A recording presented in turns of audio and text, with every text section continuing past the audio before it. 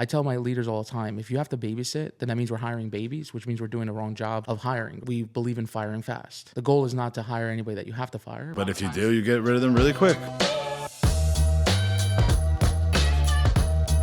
Guys, thank you for joining us today. I got a special guest with us. This is Joe. Joe has, I believe, 10 barbershops in New Jersey now. Yep, 10. Cool. So I'm going to give you a little bit about him. So I've been following him for a while. I remember when you only had a few of them.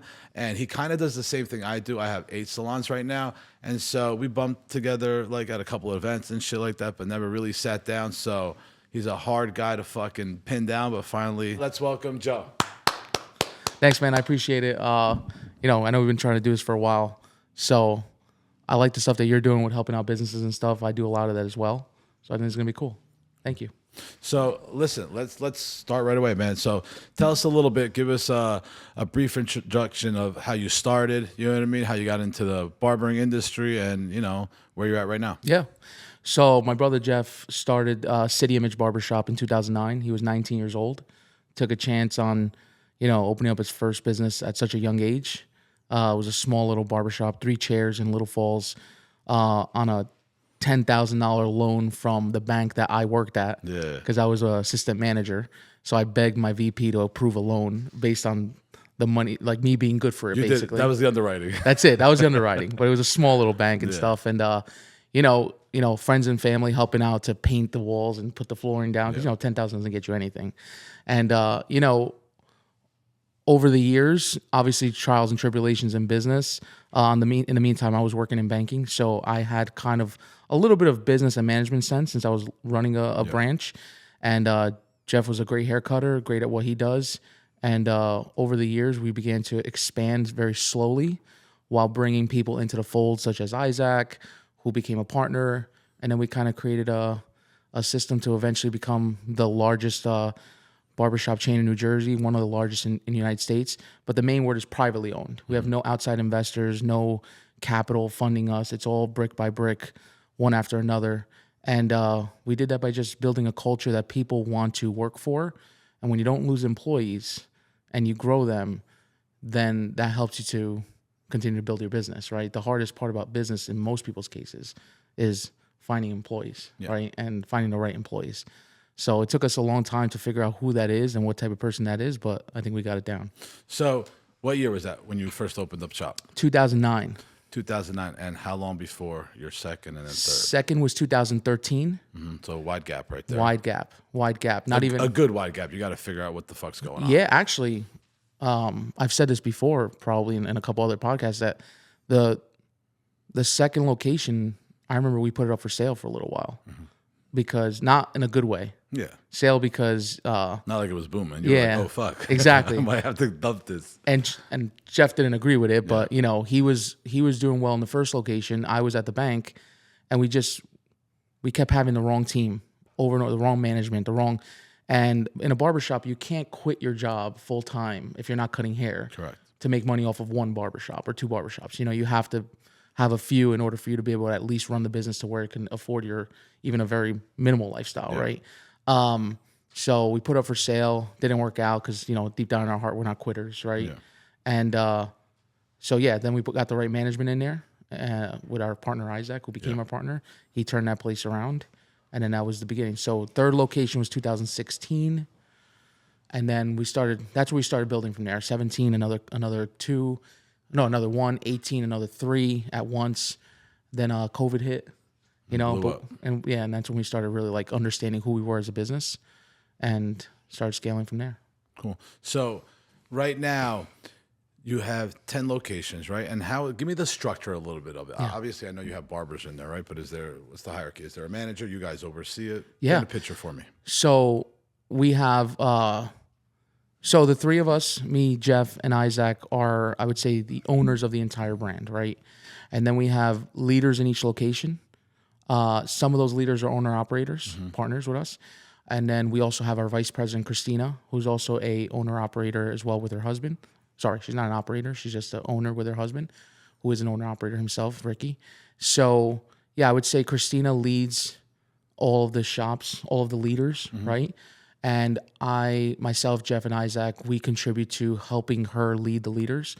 and as well as contributing to the growth of the business, like understanding like what's next for the business. Obviously, the true CEO title, where it's like we're focusing more on how to grow the business and how to structure it in a way where it keeps growing and keeps profiting in more than what it has been. And she's focusing on the day to day. So that's how it's been able to allow us to flex our wings and do the stuff that we really truly should be doing for the business, not just working in the business. So I'll say a little bit of mine, like very similar story, right? Just a later date, 2016. Then the second one was 2019. I had a partner at the time. I didn't first, and then I did to expand. He had education. COVID happened, and it was a blessing for us because we looked for it and we exploded. We started doing acquisitions and everything. What happened is I scaled very quickly vertically and not horizontally. Yeah. And stylists, assistants, I have salons, right? Was a lot. It's easy to get. We're really good at that. Our education, it was leadership. Yep. As you grow, those, not just the manager and the babysitter, right? Because we were doing that. Like, you could be a leader. You're here already. You're doing great. Profit sharing, whatever it was. The payment wasn't a problem. It was true leadership in the sense of like fix problems, right? We'll scale. We'll build it. We'll build everybody's books. So we had to. Me and my partner went separate ways, and then this last year is when I like doubled down and like really went in, and I squeezed to make sure it was good before we go back up. We closed one in Montclair. Our lease was up. It worked out. Plus, it was overlapping the one in Verona. Very similar things I think we were saying before. But I'm just I'm stating that because like when you is your plan to grow? Of course. Okay, and so how are you going to do eventually? And I've learned this. You can only grow your inside leadership so far. I want to bring everybody with me. You know what I mean? Like, believe me, especially if they've been there. Yep. But their scale in the sense of like they're capped, right? Whether it's knowledge, experience. So I have to start looking for a director of operations that runs over 10 to 20, not me train everybody. Correct. Because then there's nothing happens. So tell me a little bit like how you're, dealing with that. Yeah. So I think we have some really key pieces to our business right now, key people that will grow into that role as well, such as Christina did. Yeah. I think there's a few more that also will. And I think as long as we have those key people that are really running the rest of the leaders, right, and managing them to success along with us, the three of us, I think that we still have a good ways to go to be able to keep scaling without having that problem. But I think it's a problem that can happen in the future. And then, of course, you need to elect the director of ops or a president and all that stuff. And those are good things, right? I think the biggest thing, though, that I always talk about is our managers are not just managers. You brought up babysitting. I tell my leaders all the time, if you have to babysit, then that means we're hiring babies, which means we're doing the wrong job of hiring, right? Yeah. So we don't hire babies at our company. We believe in firing fast, and the goal is not to hire anybody that you have to fire, but you never know, of course. And a lot of times you get rid of them really quickly because they're cancers. And I think our leaders really appreciate that because they have our backing of knowing that, we're not just keeping people just for monetary advantage or revenue, right? Because a lot of times it's hard, right? A lot of times the person who winds up being the cancer is someone who's bringing in a lot of revenue. They're producing. And it's like, oh man, what do you do now? Make the financial and the emotional, like, I don't know. But I can't tell you how many times we've had to let go of a top producer and business has actually gone up rather than down. I'm going to jump in. It always does. Because you get to see they're actually holding you and everybody else back. Yep. And once they leave the right people step up. Absolutely. Take those clients on and are able to grow themselves. For sure. I think that with the way that we run our business, so when we elect someone to become a manager, I always say a manager in our company is not just any manager, right? We don't just promote you because you've been here the longest, because you're the best hair cutter, because you're the busiest. Exactly, the busiest, or because you kiss our ass or anything like that. Actually, that'll get you the opposite, right? It's because you are someone who leads everyone around you, right? So you might not be the busiest, but you step up all the time and you do the right thing, right? Most of the times our managers are the busiest because that is a type of person that doesn't like to be it's not always, but it does correlate. Correct. Right? It's correct. an alignment. Correct. But, when our leaders understand that it's not easy to become a leader, they take the job a lot seriously when they do get that promotion, right? And then that also allows the rest of our team to look at leaders as, especially, like I always tell them, you're not just a leader in your location, you're a leader in the entire company. Correct. We meet once a week for 2 hours and we go over KPIs, numbers, everything. I just left now for doing it all morning. Exactly. Man. 2 hours, all the leaders meet on a call and every leader knows everything about every other location. Yeah. So what's the beautiful thing is that they can help other locations sometimes, with any, situations that might happen, because there's certain leaders that are more seasoned than others, of course, right?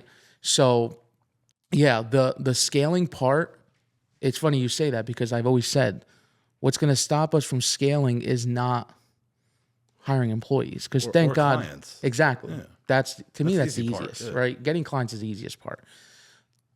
Employees has become pretty easy for us, right? I mean, don't get me wrong. There's little. But you figured it out. Exactly. Like the same with me. Exactly. Like I'm never like short for employees. Correct. If we're ever short, it's because there's a certain type of person that has to be able to work at City Image, right? And that person, unfortunately, in the barber industry, is an anomaly, right? And the barber industry still has that stigma behind it that it's not very professional. So when you're running a business like us, who's super professional, and what we want is career barbers, right? We want people that, whether they want to be leaders and partners with us and grow that way, we're there for them. Or if they just want to be in a place where they call home and they'll work with us for 20 years, 30 years, make a great living. We have tons of employees that have bought houses already. I used to be excited back in the day when one of our employees would buy a car. Now it's like, that's easy, right? Now when they're buying houses. Now there's next levels. Exactly. When they're buying houses and homes, it makes me happy, because the only way they were able to do that is because, number one, they're making enough money with us, right? Number two, we pay them W-2, right? It's not commission. It's not it is commission based. It's not 1099 or cash. Not 1099 or cash. It's a guaranteed pay plus commission. Payroll, everything. There you go. There's no negotiations. No, nothing. And then professional business. Absolutely. Yeah, and I know, and that's why you're able to scale. It's funny because the barbershops, the salons that want to do cash only and stuff, it's interesting because they rarely scale. Correct. But the ones that are, you know what payroll tax is, right? Yes. Okay, and the amount of money that we spend in payroll tax, right? Employer payroll tax is crazy. Then we have free health insurance. We're the first barbershop in the entire country to offer free health insurance to our employees.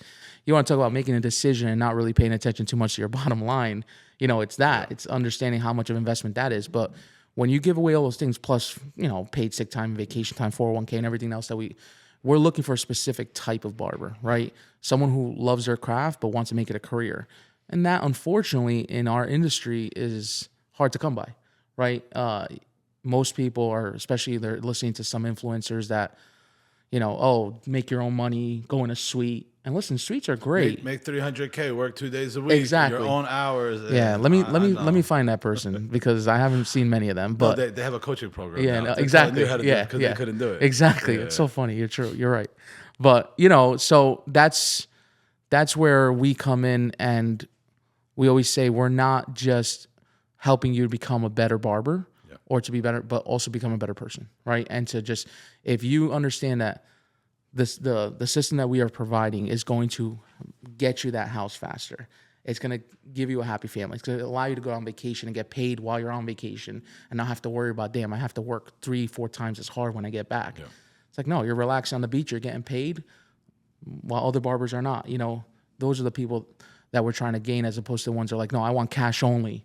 Like, listen, you said W-2, right? And it's interesting because all my businesses are W-2, and when COVID happened, one of the best feelings I had was everybody was on unemployment, not scrambling, and they went to work if they wanted to, and they still made fucking money. That is and they had health insurance too. You know what I mean? Like whoever decided to get it, right? Of course. But I'm just saying, like, that's some of the things that you do, and like people don't understand how important that is. And for me, like you're saying a lot of the same stuff that I like, right? The fulfillment, like getting a car, having a baby, buying a house.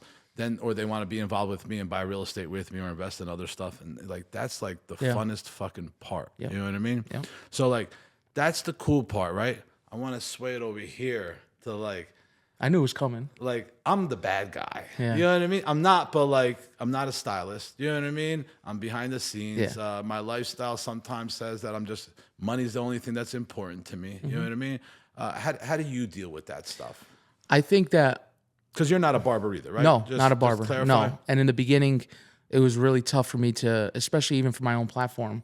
And it was very tough for me to get into it. And people would always be like, they either would assume I'm a barber. And then when they found out I'm not, the comments would always go wild. This guy's not even a barber. He's a clown. He's this, he's that, whatever. it's interesting because it's such a stupid mindset to think that I've never once, have you ever once on your page, because I've never done this, took out a buzzer and taught people how to cut hair? Not yet. It's all business, right? Correct, So yeah. I'm teaching you business, and I can teach. I just happen to know the barber industry very well because I've been in it for 15 years, right? Well, you know business. Exactly. Like you fell into the, it's like me. I fell into the salon. I was tattoo shop before that. I fell into that, and I do real estate.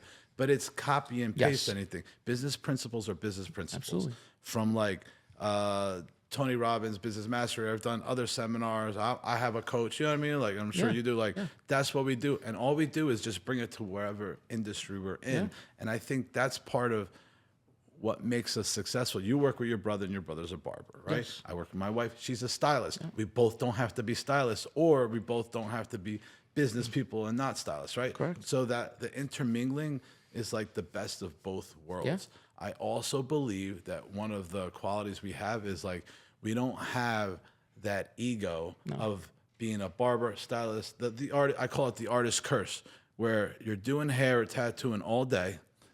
All anybody's saying to you is like, you're unfucking believable, man. You have the hands of God. Yeah. All day you're hearing that. And you spend most of your time where? At work. Of course. Then you go home, right, for a little bit, but like you just, unfortunately, it's like not all, right, but a majority, like this ego is built that like they can't listen to nobody else, especially if you're not a barber or nothing like that. So, and again, it's interesting because in my industry, the other salon owners, most of them are stylists. Yeah. I get along with a lot of them. There's some I don't because I'm just, and I'm like, cool. It's not my cup of tea. Cool. You know what I mean?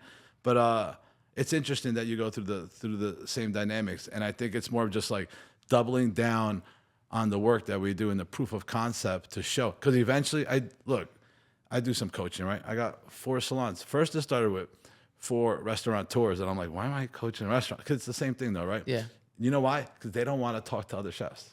That's true. So they started talking to me, right? It's interesting. And then the salons, now it's getting that, and they're listening. And the biggest thing I have is like when they listen and they do, because I have experience. Yeah. I don't give advice. And the fulfillment is like, they're like, yo, I hit this much a month. And I'm like, I'm in the background fucking like, yeah. You know what I mean? So I coach barbershops across the country. Yeah. And we have in our coaching program, I think over 300 people have bought our course. Wow. And then we have, you know, the ones that we coach on a consistent monthly to bi-monthly basis. And That's more one-on-one, correct? one-on-one, yeah. I actually have one later today. Yeah. And I don't want to coach anybody. I don't care about your money if you're not going to listen, right? Yeah, be You don't- coachable. Exactly. Yeah. You don't need to like do everything I tell you. You can put your own spin on it if you'd like, but what are you paying me for if you're not going to listen? I've had to fire clients before. I vet like that, Yeah. and then I'm like, listen, they're like, it's working. I'm like, yeah, but not for me. Exactly. Like that's the thing with having a business, and you talked about influencers before, where it's like they do this to make money from coaching. I do it for fulfillment. I make money Correct. other ways. This is where I feel good to give it back. I do have to charge because if not, you're not going to give a fuck about it, right? No way. You need some accountability, but it's the same, man. It's Yeah, I mean, it's always an interesting thing. The ego part is the biggest. The ego is the biggest part. That was like a big magic word in the last few years. And I feel like I've heard it from a lot of different people. I think a lot of people are finally starting to talk more and more about ego, right? Obviously, you have Marcus Aurelius who talks about stoicism and all that stuff and managing your egos and all. It's very important, right? Because first of all, we should all have egos, right? You definitely have an ego. No. I have an ego, right? And we got to control our ego. Yeah. But when you make decisions based on ego, that's a lot of times the chips are stacked against you, right? Because ego decisions don't usually align with decisions that are smart for business, right? But our ego got us to where we are, right? Our crazy ego to want to go full force and risk it all got us to where we are now, right? But then having to control it.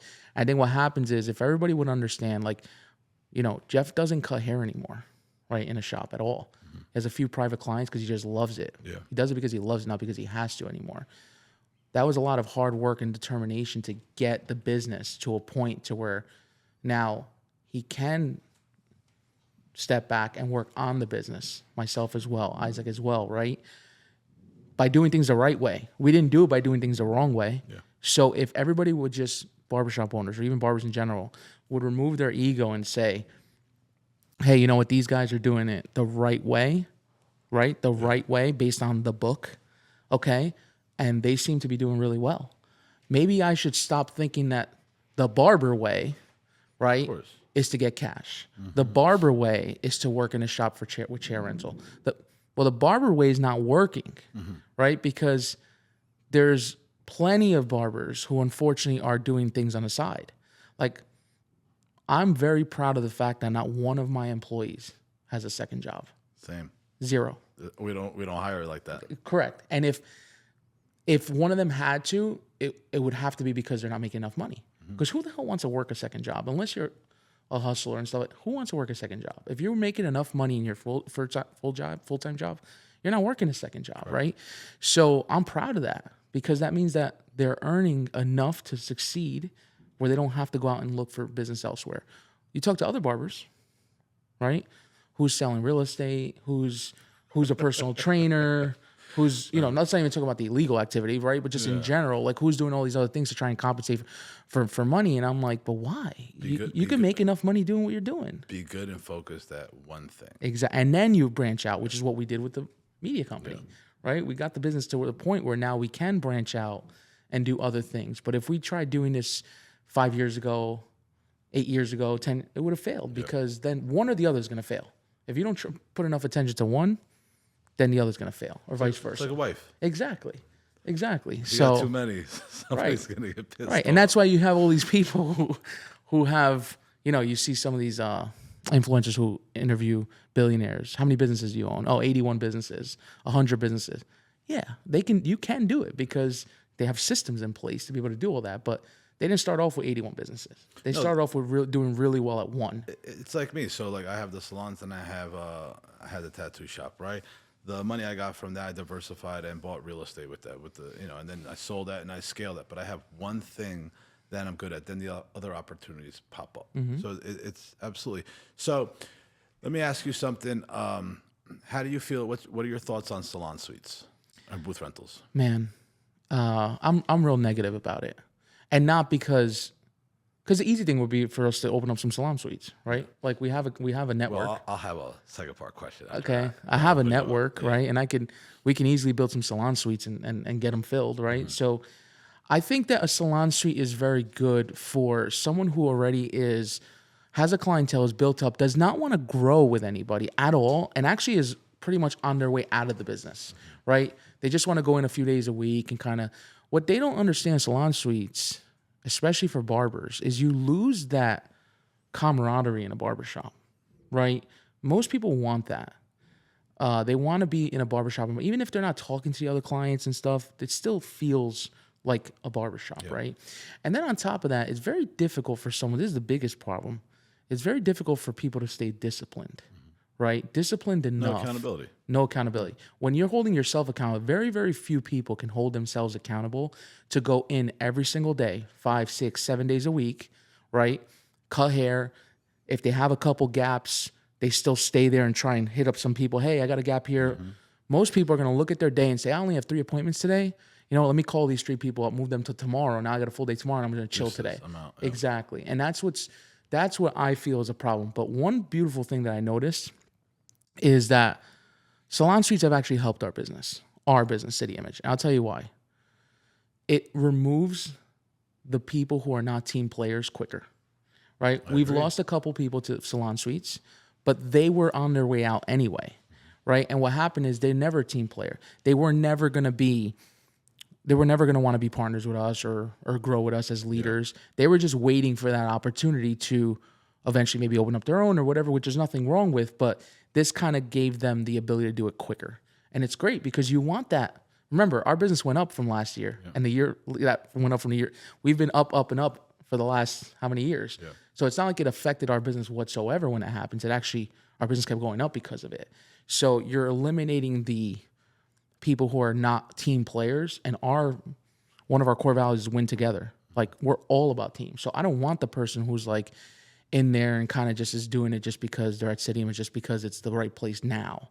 It's like, no, I want them to think it's the right place now and forever, right? But I think also it's like, for me, it's probably similar, right? Like, if you're coming, like, I want to be able to invest in you, not thinking you're going to go somewhere. Correct. I think salon suites are important because it's that step for that. Also, if you're eventually going to open up a salon or a barber shop, like it might be like, hey, I believe going all in, but cool, right? Like, Yeah. hey, let me see, because they might not understand. Most don't understand what it takes, right? And we still talk to some that go, and they're just like, I didn't know. Product was this expensive. We have more than you guys, right? But I didn't know product. I didn't know. I don't got nobody to answer the phones. I don't know all this crazy enough. And then you start seeing. At first, they're like, "Yeah, I could just work 2 days a week," and Yep. it's like, "Yeah, but you pay rent 7 days a week, 30 days a month. Yep. It doesn't add up." So, but I do agree with like I knew it, but as soon as you said it too, like the cancers that left quicker where they might have gotten stuck. Right, Yes. if there wasn't an availability. Correct. For it. But what I'm noticing in the barber industry, it's funny you said. I think I've seen it in the salon industry, where they start off in a suite and then they open up a bigger salon. I have not seen that in the barber industry yet. Right? I've seen actually it's the opposite. The It makes mentality's them different too, exactly though, right? and it makes them more complacent. It's almost like it's and they'll never understand. I don't think they'll ever admit it or even realize it. A barber going into a salon suite is actually stunting their growth. 1,000,000%. Because they get so comfortable at working on their own and just coming and going as they please. And, it's kind of like I've seen people who are in salon suites for 3-4 years now. They're not even thinking about opening up a barbershop. Well, most, and I'm looking more at salons, Yeah. right? Like most stylists go, they're there a year or two. Yep. Two things happen. They're like, fuck this shit, or they're like, they're gonna go in and open Yep. their own. Only a few stay there, right? Yep. On the barber side, like on both sides, I think like I went and I checked out Phoenix Salon Suites, right? They have one here. They got them all over. Very inexpensive. But their motto is like, keep all of your profits. Yep. So if you're a stylist or if you're a barber, you just hear like, I keep all my money. Profits is like, I'm like, yo, that's so good that they did that marketing, because that's what everybody goes like. Yep. You're the thief. You're taking all my money. Yep. It's because of me. You know what I mean? And then they don't realize the back end. I agree. I think that what the big corporations, Solo Salon is the biggest, obviously, has found a way to finally get into the industry, both salon and because, the chain salons didn't do well either. Correct. Right? So you have like Regis Corporation owns a bunch of chain salons and like the barbershops, biggest, yep. right? Supercuts, and then obviously actually City Look salons and all that stuff. And they don't do that well. You could look at the earnings and stuff. Supercuts is going down, and it's because of a lot of reasons, right? So now these big corporations have figured out a way to get into the industry without pretty much any risk Any overhead. besides building out a place, right? And it's like, oh, now it's on you. You want to fail, it's up to you, and we'll get a next person in. And they're selling them the dream of, like you said, keep all your money. No need to work for somebody. Work for yourself. And it's like, yeah, for certain people, I would say a small minority of people, they can kill it. Yeah. Someone like my brother would have murdered it in a salon suite, right? The discipline that he had for so many years to work 6 days a week, no problem, go in and out. He, at 19 years old, making what he made at the time, like he could have easily just become lazy, right? And instead he doubled down. So someone like him and someone like myself, I'm not a barber, like I know that my work ethic will never allow me to not go in, even if, like if I don't have bookings, I would make sure I got bookings. You're a hustler. You're going to make exactly. it happen. But You're most people are hustler. not, right? Most people need to be fed. Correct. And it's okay because that's most of America, no? Like most of America. No, I don't want everybody being leaders and owners. Exactly. I need somebody to wash my car once in a while. Like, shit. It ain't fucked up to say, like, serve me food. Like, well, but it is true though. Or at You least a can't- part of your journey, like I did. I was a carpenter. Like I needed to build shit, right? well, the world I'm can't here. go on without that, Correct. right? Everybody wants to be a boss and a leader now. Exactly, but not everybody should be. I shouldn't say capable. Not everybody should be. No, but not everybody's capable Well, either. very Like they true. just like I understand we're keeping the door. Like it's a possibility. I met some people who are like, yeah, it's not a possibility. Yeah, for you. yeah. Let me ask you about. So I want to this really quick and then something else, right? So like salon suites. So I got presented to with like, hey, you should open up suite. You're an owner. Yeah. I get it all the time. I've ran numbers. Unless they're like over 20, 30 of them, Yep. they don't make sense. It doesn't. Right? So like what I see is like Solo's a big corporation, right? So they're just like VC, private equity, something, and then they're gonna exit, they're gonna get it to a certain peak. Yep. And there's too many Yep. everywhere. Everybody's competing with everybody. Because now there's certain celebrities here in the area too. They're opening up their own, and I'm like, there's no fucking I know what you're talking about. there's no money in it. Yeah. You know what I mean? Some people just want to be, hey, I own this. I get it. You want to park your money? That makes sense. Yeah. Now making money in cash flow, and that's just when they're open. Not even the build out. You're talking about like every station is like, you need a shampoo sink, you need this, you need that. You know, We ran the numbers also. I agree with you. It was weird because it's funny. Obviously, we're businessmen, so we know. First thing we did was ran numbers. Called up Sola, asked how much it was. Called up a couple others, right? Start to do square footage, start to calculate, and we ran numbers also. And we're like, there's no way they're making money, with the exception of, with Sola especially, technology. Yeah. Right. So if on the back end, if you use their app when and they're all that vertical, stuff, like they do as exactly. it is. But if you're a franchise owner, like Phoenix, they got the one over there on Route 3 where Models are like, it's fucking enormous. Yep. Like I did the numbers. I'm like, they make money there. Yeah. Just it's for the space and what it is. Phoenix is cheap though. I know, but they do volume. Definitely. You know what I mean? Definitely. Listen, I'm saying it obviously with the information that I got. For sure. But like, it has to be something of a monster like this. Now, there's some places that turned into suites that were a salon and they were closing anyway and they got a lease and they're stuck. I get it. You got to like fill it. But it's nothing that I was interested at first. Like maybe that's the wave. But I'm glad like I never went. I doubled down more of my business. Here's the other plus. It's killing a lot of other barbershops and salons. Yeah. And I'm always hiring. And Yeah. I don't mean like looking for people. Like I always have. No, for sure. Education is our backbone. We do massive education. One of our meetings today. We do meetings weekly too, KPIs, everything. But it was education, laying out for the year, and how quickly do we get an assistant to become a protege, to become a stylist, to the earnings and everything. So it's one of the things as a barbershop and a salon. It's not just you're a barber and give you a chair. I think what differentiates us is like we book you. I tell people all the time, like I'll book you. Yeah. Like just show up. That's Great it. Attitude. I'll teach you all the skills, everything. Yep. Like the energy is the most important thing. You Absolutely. know what I mean? So absolutely. I think that the biggest, the biggest problem with the barber industry, and even the salon industry, is getting there, because now what these suites have done is it's made salons have to raise their commissions, right, to compensate. I don't know what your commission split. I'm not raising my commission. Huh? I didn't raise my commission. But I don't even know what it is. Is it? We start off at like 37 if you're an assistant, Yeah. and go all the way to 50. Okay. Right? Some don't have deductions, so that's why it's just a clean. Others could use product. Gotcha. There's certain people that came in later on that have certain deductions. Right? Right. Our price point's higher though too. Right? So like we have an average, like our haircuts are probably $100. You know what I mean? Blowouts are $80. We're more of we figured out what our client and what our niche is and what that is. So at the end of the day, commission, listen, you know how it is. They get fixated. I want 70%, like of what? Correct. Zero, exactly. Like we give you 50. Yeah, they'll give you 60, but like you're bringing home checks. We have one girl that's bringing. I was like whispering for a second. We have one stylist that brings in like $250 a year. Just That's great. You know what I mean? That's great. So 50% of that's not tips, and it's W-2, and she's ready to buy a house. So the reason why, with the barber industry, remember, commission there's real commission like us. Yeah. And then there's bullshit commission, right? I'll give you 85% of your chair. Yeah. But I'm saying I'm commission. No, that's chair rental at that point. Because first of all, you guys are not busy enough.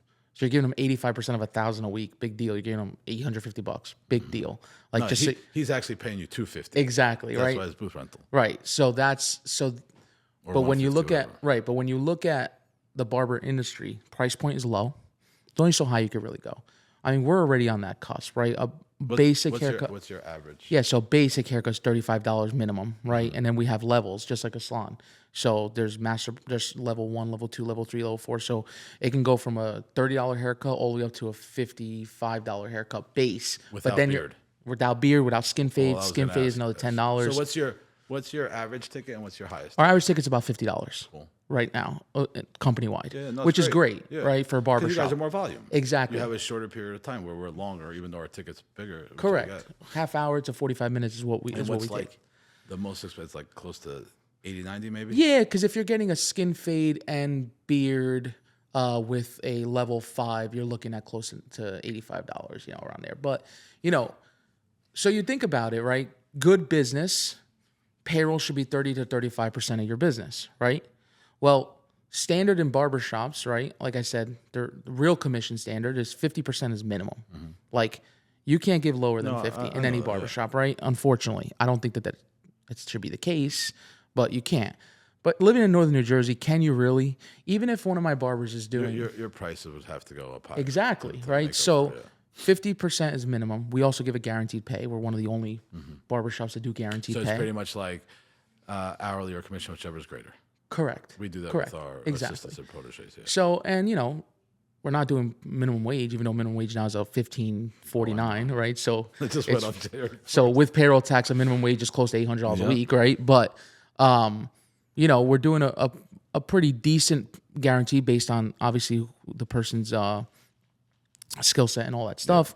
But then they're getting scale on commission on incentives, right? So in the end, if our average commission company wide is, let's call it, 60%, 57 to 60%, plus payroll tax, right? You're looking at now payroll is about 65% of your revenue. Yeah. And then you have rent and everything else, free healthcare. So our margins are like this. Yeah. We're obviously building to grow, obviously. Correct. Not You so have much. to. Exactly. There's no like we could just stay here with smaller margins like that. It's a volume pull. Absolutely. Correct. So there's only so much we can go, right? But like I say to everybody, and this barbershop's giving out 75%. Yeah, but of zero. That means they're closing. Like it, right. If anybody who's worth anything is not going to give the boat away. Right. Like, I don't know. I wish not only barbers, but employees would understand that. If someone is giving you everything, that means they're worth nothing. So when a barbershop is giving 80% away, 85%, that doesn't mean that they value you. That means they have no value. And they're like, sure, come in. You're going to make nothing. And I have to give you 85%, or else you're not even going to afford to live. Yeah. Right? And I'm just okay with getting 100 a week for the chair, basically, to just cover, because I'm cutting myself and I'm making all, like, that's how these barbershop owners think. And it's sad because it hurts the industry. It is, right? Like it has to happen, Yeah. right? I think you and I, right, is like one of the other things is like, cool, people work for us, right? We partner with all that stuff. Like we also educate them financially of what it means. I'm an open book. Like most know my numbers. You know what I mean? There's no hidden there. Like if they just know them, they assume like, damn, they just make fucking bank. You know what I mean? But most of them that want to learn it, and then I show them what their book is, they understand it, and that's kind of why they stay too. Where it's like help them with their credit, help them with their car and the house. It's not just them getting it. I think the lack of education is what's gotten people to that. I think as an industry, in all service industries, us doing what we're doing, just like raising the bar and helping everybody else, changes that mindset. Because look, if you look at 10 years ago, so we opened ours in 2016. You guys were 2009 or some shit, right? But even whatever, But 10 years ago. we started growth in 2016, I would say. Sure, but like we went about it. We were on Instagram, social media heavy, crushed it. We were doing ad campaigns from the rip because I was doing it for my other one. Owned the whole fucking market in northern New Jersey and New York City because nobody was doing it, right? So there were all these changes and all these things happening. And I think when we're at the forefront of it, same with coaching right now, same with social media, the more people that jump on that and do it together, like we're always like, we raise our prices every year. You have to.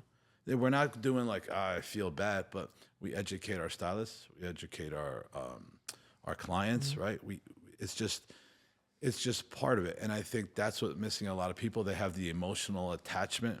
Like you can't make business decisions based on emotion. Yeah. You have to remove it. That's when you get like, people think like you're cold-hearted. It has nothing to do with that. It's just a logical decision. Yes. You can put the feelings back. Like if I got to get rid of you, first I'm just going to be like, all right, does he produce? Yes. Right? Because if you're an asshole and you don't produce, the answer is really easy. For sure. If you're an asshole, but you actually produce a lot, It's always the hardest. I have to like, right? So like, let me put, he's an asshole to the side right now. Does he produce? So I do the logistical decision making first. And then I throw back in the like, I don't care how much he's producing. He's a dick. Of course. It just becomes a lot. My decisions I get a lot more clarity when I do them like that, as opposed to just like what people think or something like that. Absolutely. Our partner in the marketing company, he doesn't drink. Yeah. Right. And it's funny because everybody always asks him. So our one employee got him chocolates instead of a bottle of wine. Yeah. She got everybody else a bottle of wine. And I think I was like, why? He's like, she's like, I thought you have a problem. And he's like, no, I don't have a problem. He goes, I just don't drink. Yeah. He goes, I'll have a glass of wine though. He goes, I'm just Yeah. not a drink. He's like worse than like he's really like, you know. But it's just funny because everybody acts like that also with us. They don't ever want to like talk to us about what the bad. Not anymore so much, but when we were growing up and stuff, the Agnello brothers don't They can't do nothing around. No, you yeah, guys. they're straight. No, They're I was a fucking wreck. So. I know. So now they, you know. Yeah, but here's the thing. I don't know. Like I get, bro. I got a superpower. I gotta have clarity, and the other people like the high. Like my buddy Eric, right? He exited for 150 million. And he was fucked up too. Got clean, but like people that just don't drink and don't get high when they zeroed in and focus on business and relationships or anything else, it's just it's scary, crazy. Yep. Like the top dudes are just like, Well, you know what I mean? I mean, you hear it a lot too. You hear like and it's getting popular not to drink. Correct. Drugs is weird right now because like when I was growing up in the 90s, like if you were a fucking dope head or doing coke, you were scrounging to the earth. Coke is like cool again. Is it? Yeah, like it's everywhere. Not to me, but I'm just saying like it's popular again. Yeah. It goes through that 20-year like it's the worst, it's good. So it's Interesting. It's scary that it's popular. Weed is super popular. I mean, so it is, but it's also starting to get annoying. People are just like, does the whole place have to smell like weed everywhere? Wild. Yeah. Not only the place, you're walking around, you're at a red light and you streets. smell it. Yeah, it's I like know. You Jesus. smell cars Well, and everything. it's you know, and again, weed to me is even though we've never done it, it's nothing to me. Like I don't consider that as No, anything. people that do it are fucking losers. I'll say it. Listen, I believe this not because I went through recovery. I learned and like the biggest thing as a person and as a man is to learn how to go through shit without the crutch of something else, right? Without like you have a family and you go through it. You ain't supposed to cry in front of your kids and I'm losing it. You're supposed to fucking swallow it. Absolutely. And listen, somebody chops your fucking arm off, go get some drugs and go to the doctor because what's needed. But the majority of shit, especially in the U.S., you sneeze, oh my God, goes like everything is so like, what's wrong with you? And I think we lost that ability to like get through certain things. You know what I mean? And the ones that do have it are just have like so much of a big advantage. Well, society's a joke now. How old are you? 46. I'm 39. So pretty much around the same age, right? Like right now, these kids are just fucking, man. Like I'm not saying it's all kids, but most of these kids are just. But here, there's some blame on us and the generation before us. Like I see my wife's from the Italian American, right, and everything, and her parents were already ruined because very wealthy and everything. I know we're off topic now, but this is still good anyway. This is how I like it, more of like a talk. They built Route 3, the Holiday Inn. Okay. All right. Bowling alleys here, everything. They had the mentality of like, I don't want my kids to work. Right. And they grew up in the 50s, 60s, 70s. Yeah. And they're great people. Bad business decisions, lost everything. Both of them. The other one had a pharmacy here in town, bowling alleys, and all the brothers, like, you know, family works there. You guys work. They were like, nah, just bullshit paychecks and everything. And they thought that's what it was. So they gave them no financial skills. So they just fucking ruined them. And they kind of started doing the same for their generation. You know what I mean? With my wife. My wife was different. She was a hustler. You know what I mean? And the brother wanted to, he's a professor. They worked out good. That's good. But I don't, like, yes to that generation now, but I think it started before that where it's like, I don't want you to do physical labor. You know what I mean? Well, go get an education. That for Just sure. Chill. Trades were thought of as like. They got rid of all of them in the 90s. Yeah. All the woodshop classes, everything, mechanic classes. Yep. My uncle went to, so did I for the first few years, and they closed Don Bosco Tech in Patterson. Yeah. And at the time, they had like 15 different trades that you could learn there. Yeah. And he learned to become an architect, right? He didn't learn to become, he started doing architecture. And when he told my grandma, well, he also had a painting business already at 17, 18 years old. He was painting houses. He was loving it. My grandmother, you know, from Italy, she was like, no, you're going to college because, you know, we're in America and you got to go to college. So he stopped his painting business basically to go to college, and he's successful, right? Yeah. But it's like that was like not looked at as successful. So now imagine like, I mean, he's equally as successful, but he could have had a huge painting company. If he started at 17, 18 and was killing it already, like imagine. Well, education was put on a pedestal. Exactly. Like, it is when you're poor, like this is the way out. Yeah, absolutely. Exactly. You know what I mean? Absolutely, but like it can be, right? But in the 90s, like I went to prep school too. I went to Queen of Peace. until they asked me politely to leave. But it was the same thing. Like that was the way out. Yep. You know what I mean? Yeah. And things changed. I think this generation, though, to get back to it, so I take full responsibility when they come into my salon and they work to change that mindset. Yeah, and for sure. if it doesn't, like I'm not changing them all, but I do that by like repetition, discipline, understanding that they speak a different language, not coddling them, but just like by me being a leader and like, listen, that's cool. I know you want the work-life balance. It's a myth. It doesn't exist. Yes. Right? This is the schedule. You perform, I'll take care of you. Yes. And most of them, we have our once in a while, but I'm saying 90%, I have a slamming fucking crew. For sure. You just have to hold him accountable. You know, we had one kid recently who he's doing really well. Really well. Young kid. And he was really doing good for like 9 months. And out of nowhere, he started showing up late to work. I'm talking about like, you have to be there 15 minutes before we start. That's the same. If you're on time, you're late. That's how our company is, right? So same thing. So The same language. so our leader there, who's very tough, he's actually just became a partner as well. You know, first one, he gave him a talk. He's like, hey man, 904, like, not cool. Not happening. You know, like, what's going on? Oh man, I just overslept, blah, blah. All right, cool. Happened again, wrote him up. And he told him, and this time it happened again, it was like 8:57, not even late. Well, late by our standards. They're late because you have to have your booth ready. Exactly. That's what it is. So he had to write him up. And he's like, this is the last, I don't really want to do this, you know, but this is something I have to do to hold you accountable and to make sure I'm documenting it all. But unfortunately, the next one, like, I'm going to have to let you go. And, you know, to a young kid, that sounds crazy to be let go for being on time, right? When in his head on time. Yeah. But he understands, and he's been good ever since. But the thing is, you're teaching a valuable lesson to a young kid at that point. You're not just scaring the person to keep their job. You're literally teaching, and I would hate if he had to go because I think he's doing really great. But if that's the case, then that means that he doesn't set the standard for everybody else. Exactly. That's that. I tell people, I'm like, listen, when I tell somebody, I'm like, it's not you. I'm like, it's everybody else. Yep. If I let you, do you understand the conversations I'm going to have with everybody else? Yep. So when you said that before, that we're teaching, it's our responsibility to teach. Yeah, like that's a learning lesson right there.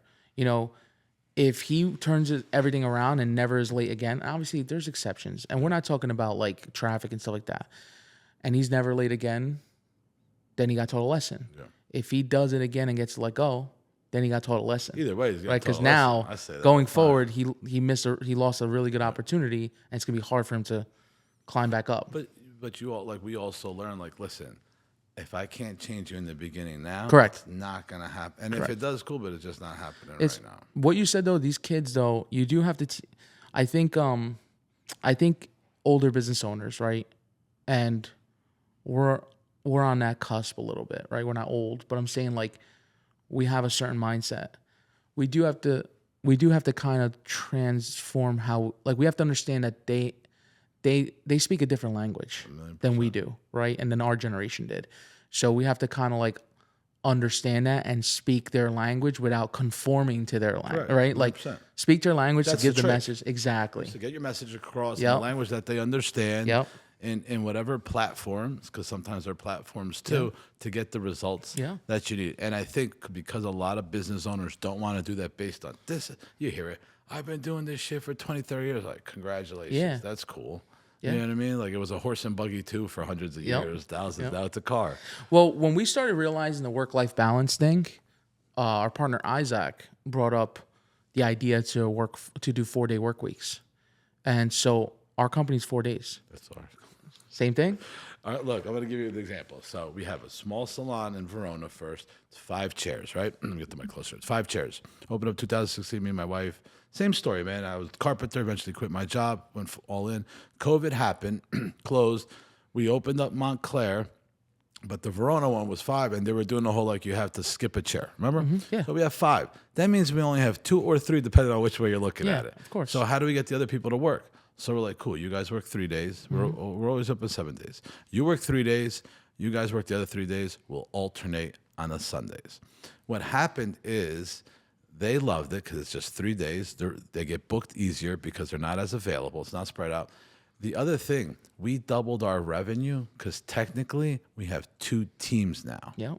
So we were like, holy fuck. Yep. Right? And so like we never let go of that. So now, unless somebody wants more days, Yeah. but like they start, it's 3 days a work week. We also do our assistants like that, or whoever's hourly. That way we don't go into like overtime or nothing like that. Yeah.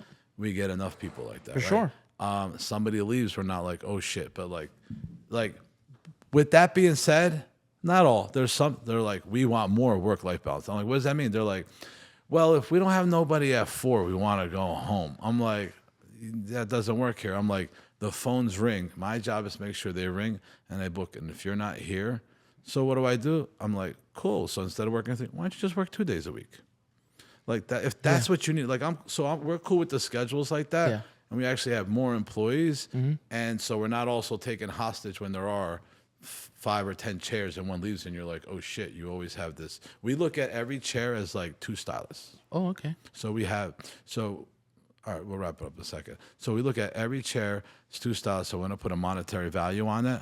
Every chair is like, cool, it needs to make X. Yeah. They're not all filled like that all the time, but that's how we look at it. I think that's smart. I think same thing with us. We noticed that when we started, so the reason when you said the revenue went up, so let's say, for example, everyone's 40 hours, right? Because that's how we base it, 40 hours, which we are realizing that this new generation doesn't consider 40 hours as full-time anymore. Yeah. I don't know. It's another problem that we're having where like, not we, but like what I'm seeing, right, is that, like 35 hours is what they'd like to work and stuff like that. Does each barber have their own station? Not another one could utilize it? They do have their own station. We could always make it work where another person could utilize it. I did at the tattoo shop too. That's what switched, and like, it's not dependent on the one. Right. So if they just want to work 3, it's never, because you look at the chair like it's got to produce. Of course. So if you get somebody else there and give them the 4 days or vice versa, Absolutely. That's how that mindset worked for them. So we realized that, like, let's say 3 people were working on a Monday, and 2 people were opening and working the full day, and then another person was coming at 12 to 7, and then obviously the next day they would come 9 to 7. The other people would work 12. Yeah. We were noticing that it's like, wait a second, is having one person 12 to 7 and 2 people 9 to 7 working, right? Where if we move the schedules around and everybody works 4 days, where now we have every day, everybody is working, not everybody, but whoever's there that day is working 9 to 7. Mm-hmm. Now you never have the times where people can't get in unless we're fully booked, right? Yeah. So it increased because people sitting there and twiddling their thumbs that's the worst. Doesn't make money. No, they start picking everything apart too. And that too, right? Yeah. It's funny because we have a section in our manager meetings called challenges and achievements, right? And the weeks that are super busy, right? Obviously holiday weeks and stuff like that, no challenges. Yeah. Everything's smooth. January is coming up. Exactly. All the slower weeks, all the challenges come out. And it's only because there's more time to think and do stupid stuff and whatever the case is. That fucking crack that's been there and you guys haven't fixed it. Exactly. So, I'd rather that person not be there and only have 2 people maxed out, 3 people maxed out, right? That seems a lot better to me, right?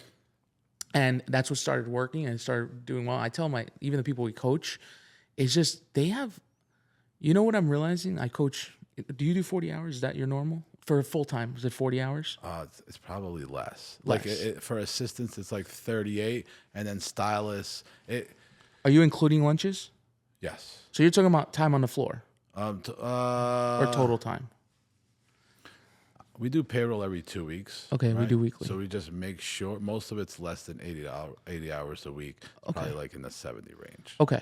So we alternate every other Sunday, so you only get one of those Sundays every 2 weeks. Okay, so we have we pay their lunches, right? So they're working 40 hours, but they're really on the floor 38 hours. Well, in general, meaning no, same correct. Us if that's the case. Exactly. I understand. Yes. Same. Yeah. So total hours, including lunch, is 40, right? That's a standard full-time. We don't have part-timers unless they're apprentices. I'm not saying we don't want to dabble with that. It's just to us, part-time was always 1 foot in, 1 foot out. It is. And that's what I don't really like. I don't like it either. But you never know. We might need to start doing that just to kind of conform to this newer generation that likes to work a little part-time, right? But the 40 hours is a standard. And what we realized is that for the people I coach, a lot of the times, they're not doing 40 hours at all. Like they're like at 35 hours. So to get them to do 4 days, they have to work more. And a lot of times, and here's the biggest problem with an owner operator, unfortunately, is they want to run the business based on how they want to work. Of course. And it's understandable, it's their business, but then a lot of times that stops them from scaling. Unless you're a super hard worker, right? You can be a 6-day-a-week worker like Jeff was, and then only have your employees work 5 days or 4 days, that's fine. But if you only want to work 30 hours, 35 hours as an owner, operator, and you only have one location, you can't expect then to have your employees Work more than you. When you're working next to them. It's one thing if you're like working behind the scenes. Yeah. So when I coach them, I always have those problems. I'm like, well, why don't you go to a 4-day off? But then I would have to work a long Saturday. I'm like, yeah. He might not be the guy you need to coach. And in a sense of, I get it. Yeah. No. But you're breaking down beliefs and patterns. Exactly. Which is essentially what coaching is. Exactly. You know what I mean? But then that'll solve a lot of their problems because a lot of them they'll have 5 or 6 people on one day and only 3 of them are booked. Yeah. I'm like, you got too many people on a Monday. You don't need 6 people on a Monday. They don't know how to maximize. So, like, I whiteboard schedules because you just think, like, I'm going to move this guy here. And you're like, no, I see a domino effect. Let me ask you, I know we got to wrap it up in a second. 2 questions. This one will be quick. Do you guys do pre-booking retention? No. So we're going to start, though. Our scheduling system doesn't call for it. No, we'll talk after. Yeah. I'll show you kind of what I know and Okay, what I do. It's cool. very, because at the tattoo shop, no either. And then when they did it, skyrocket. Okay. It's fucking crazy. Because they all think like they won't or they'll call me and shit. It's a culture thing. You know what I mean? Yeah. But once you do, it's Well, January, February, become booked. Well, we started it. Yeah. We started doing, we were even giving incentives to the clients to pre-book. Yeah. Like $5 off if they pre-book, if they rebook at the time of the service is done. Yeah. And it got a little better, but and especially in the barber industry, man, and at City Image. So see what you're saying? You're like, which I agree, No. right? It's like, especially the barber industry, that's the mentality, but it doesn't have to be. Absolutely. Because even in the salon, they pre-book, but not the way we pre-book. Absolutely. Right? The problem that they have is that I'm still figuring out is we don't have receptionists. Neither do we. Oh wow. Come Okay. on, bro. We got Good. the same fucking There you challenges, go. bro. There you go. Well, now I could talk to you about yeah. that because in most cases you talk to a salon, someone owns a salon. They're like, "What do you mean you don't pre-book?" No, I'm I like, "Well, know. you have two I tell them, I'm receptionists like, there." So you're paying $150,000 a year for 2 receptionists. And So you like to only run 5 lean? chairs? Yeah, of course. Like, I run lean, but my services Correct. are fucking full on like experience and everything. Second one, 'cause this is where we're gonna wrap up, right? But you have an exit strategy, and it doesn't mean you have to sell for anybody. Exit strategy means you're planned for this, and if you sell or you keep it. But if you don't have one and you're scaling, you're a fool. Yeah. So, I feel like here's the biggest problem with having a conversation of our exit strategy.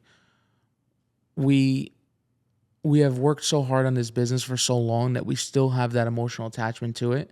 The easiest thing I can do right now is bring VC money in and blow this up as a franchise. Yeah. Right? We're brandable. We have a name. Systems. We have a system. We have everything. Yeah. And they'll just make that system even better. And they'll probably remove free healthcare from our employees and stuff like that, that's where the emotions come in. Yeah.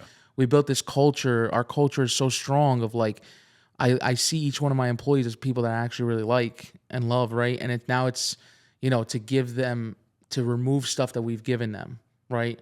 Now City Image is now not City Image. So that's the easiest thing to do is to franchise this out. I mean, that would be, right? That would be very simple. I think that in collaboration with a strong effort for our product line, and what we really want to do is, our goal is to make the coaching a big part of the growth of City Image as well. Education. Exactly. But by bringing in a way for us to scale into other different states and still have I wouldn't say control, but still have quality control, right? Or have the quality there, is to coach the people that then become City Image as well. Yeah. Right. And that is, to me and to us, what we've discussed about how to bring City Image to other states without having to rely on blowing it up to where it gets diluted and it becomes shit. Because that's what we really don't want.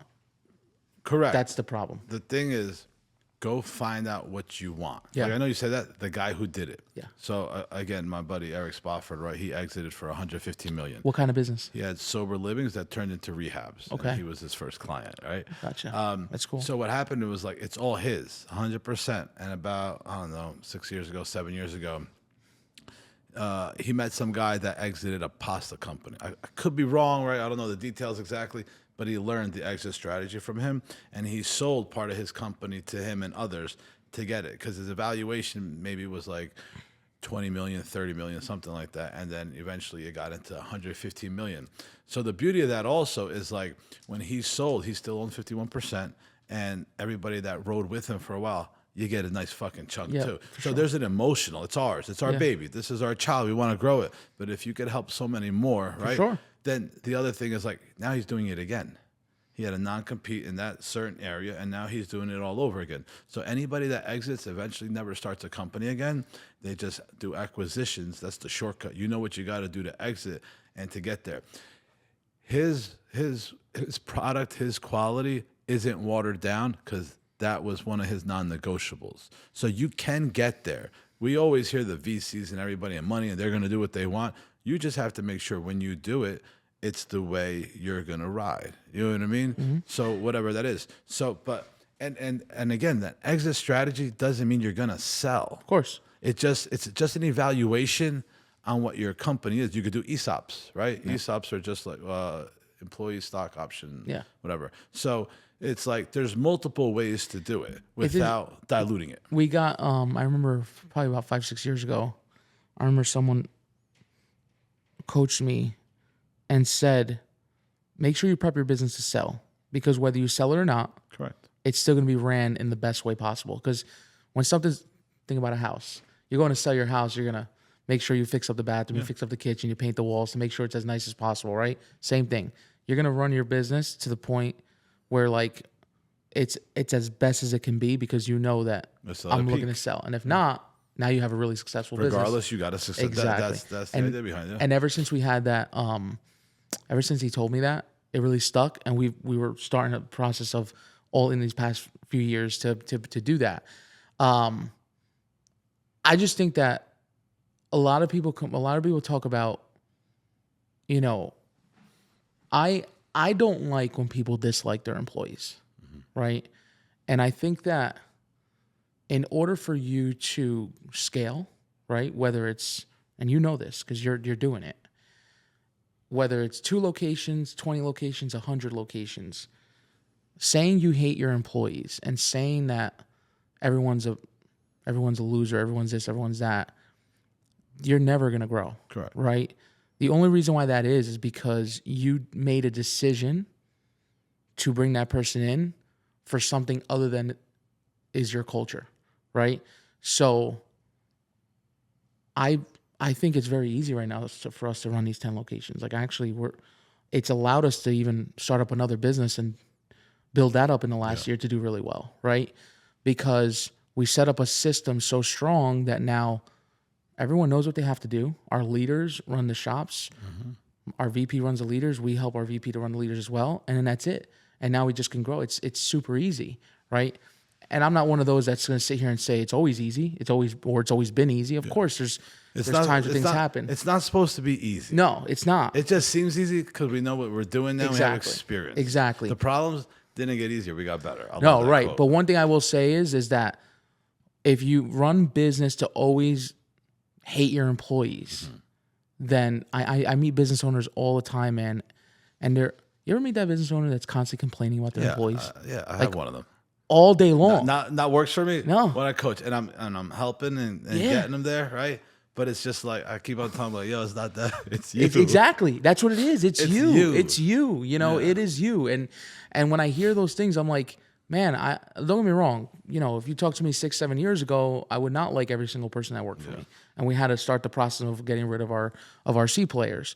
But you know, we have a really great team, and that can really having that is the biggest problem for most owners. Yeah. It's not money. It's not bringing in clients. Like, people think that that's a problem. Like, we're in 2025. You know, if you can't bring clients in any business that you have, then you shouldn't be in business. Correct. Like, I mean, it's so easy to get. It's so easy to make money. Like, I don't. Well, I tell everybody, like, you don't got to make money. You just got to go get it. It's already made. Right. Exactly. You just got to and one of my other quotes I use is like, I don't need to have all the resources. I just need to be resourceful. Yes. So I want to help people with bigger stuff, real estate, 10 mil, 20 mil. They're like, I can't even look at it, or to do an acquisition. I'm just like, you're doing it wrong. You got to reverse engineer it. Go get what you want. Car, property, business, girl, right? Mm-hmm. It costs this much. This is what I need. Break it down. Reverse engineer it. Make it so small at the end that it's like, all right, cool. If it's 10 mil, then if I need 30%, I need 3 mil. I still don't have 3 mil. Cool, but maybe if it's a partner, maybe if it's this, maybe you just need 1 mil. So, like, once you break it down like that, it just becomes so fucking obvious. And it's all out there. I want to ask you a question real quick. So, obviously, your wife is a stylist, and that's what got you into the salon industry. Yeah. You were in tattoo. Why was the tattoo parlor something that you wanted to shift away from and get it? Like, why did you find salon easier than tattoo, or not easier, but where you wanted to shift more of your time? I learned everything business-wise at the tattoo shop. I learned Google. This is 2009 when I opened, or 10, something like that. So I just sold it in November. One of the guys I coach, right? Okay. Which is great, because I peaked, and that's the next guy. It wasn't necessarily a decision. I just started like that was just like a next one, and scalable in the systems. But I learned all the systems there, everything from payroll to marketing to IG. What was cool is I had 2 things that were contrast businesses, and I would bring whatever worked here, there, and whatever worked there, here. The scheduling, like I said, like 2 people to a booth. You know what I mean? Yeah. I brought it to the tattoo shop also. Yeah. Anything from like a pre-booking. We do pre-booking at the salons. I brought it to the tattoo shop, right? Because I wasn't in it as much, and I've been there 14 years. Listen, all businesses have a life cycle. It's up to me to figure out when it's my time to go out. Only reason why I ask is, you know, a lot of people we're seeing it now with the marketing company, right? Margins are a lot higher, easier to hire people, right? There's more availability of, you know, videographers, photographers, content creators, and stuff like that. There's way more than barbers, right? Or hairstylists and stuff. And, you know, what you said in the beginning of this episode is, you said that, you know, we can run any business, right? It's just the type of business doesn't matter. It's true. And that's where sometimes, you know, where I was wondering is because the salon industry is definitely a challenging industry, right? Comparative to other industries, right? Every industry has its challenge. So I was just wondering why that was what you went with, as opposed to, I don't know, a different industry that's more profitable, or, like, you know. My wife is like a stylist, obviously, right? You know, like, you kind of like fall into what you know type thing. But like, first, I love it. Yeah. I have fucking fun. Same here. I mean? Like, I love what I do every day. I don't chill on the weekends. Like, I go out places, but my phone, like, I just love what I do. I really, really genuinely do. I didn't think that was going to be my passion. Like, I never had a passion. Like, your work becomes your passion. Of course. But second, like, I think because I'm an outsider, there was some challenges, and that I didn't have the horse blinders on, or like stuck behind a chair. Like, this is what you do. Oh, you don't get it. All that shit. I didn't have those preconceived notions of just like what it was. Yeah. Same thing with, I started tattooing, and then I got more into the business side. I became more creative. It's more of an art form for me to figure out. And now I'm more on anything. It's like, I want the big problems you can't handle, so I could figure it out. The bigger the problem, the more valuable I am. So when I have these, and listen, it's also competitive. I like it. You know, there's certain, I want to work with everybody, but once that line's like, you don't want to work with me, I'm like, all right, it's like, I categorize you over here, and I might have to go over you. So that's why I was asking that, is because I knew we were going to get there, is I think that the what's the word I'm looking for? I think the challenge is what makes it so sexy to us, right? I feel like there's other industries that are and we'll tap into them, of course, because it's low hanging fruit. Why wouldn't you, right? But the challenge of being great in an industry where most people are not, right, due to a lot of barriers, right, is what makes it so satisfying, right? 100%. Like it's not an industry where, like I talk for the barber industry, there's all these other chain barbershops have a lot of money back then. Yeah. You know, Floyd's, all these chain shops. You know, to be able to do what we did was due to us being crazy, of course, but sticking to the industry and not just saying, oh, it's just a barbershop. Oh, it's just a salon, you know? Because I've met, trust me, we actually market for a bunch of stylists. And same issues, just, you know, different color. Different color, exactly. Yeah. And I think that, you know, that has been the best part of doing this, is doing something that is not easy to do and then succeeding in it. You know, what I would get mad at other barbershop owners. Literally, I'd open up my Instagram and I'd see a barbershop owner in the area doing something stupid. And I'd be like, oh, this guy's such an idiot, right? And people would be like, why you get mad? Like, that's even better for you. Like, that's your competition. Like, you're because that he's a barbershop owner. I'm a barbershop owner. It's going to portray better. You want to elevate your whole industry. I'm with you. Exactly. 100%. And then I'm when not you like, see that shit, no. I'm like, come on, bro. Yeah. Your standards should be here. Exactly. You're sitting there cutting at midnight, smoking hookah, you know, drinking and thinking that you're killing it. When meanwhile, our guys left at 6 and they're making 6 figures working for us, not even owning it. So it's like, who's the fool here, right? But all you're looking at, you're making yourself, and I'm not talking to anybody individual. I'm talking about in general. You're making the industry. I do have a picture of like a Dominican barber smoking hookah, que lo que, and fucking. I didn't say you said it. I'm not saying any specific person. That's what I'm saying. But it's that typical barber that just, they think it's cool. Yeah. And it's like, it's not cool. You know, it's cool if you actually do something for your employees. That's what's cool. But that's why it's more important for us to showcase on social media and everywhere, like, this is the right way to do it, because some people just don't know. So you know, it's listen, I'm sure we could talk here all fucking day. We have a lot more similarities than we don't, but I didn't know about about the salons and how you run them. It's a lot like ours. Very, very which I think is similar. cool. And you guys do some stuff that we don't do that I'm like, as soon as I leave, I'm like, already, you know what I mean? Yeah, let me know. I'm interested, No, but listen, thank you so much for coming. Likewise. I appreciate it, man. I know you're a busy guy, but I appreciate it too. Thank you guys for watching. Until next episode.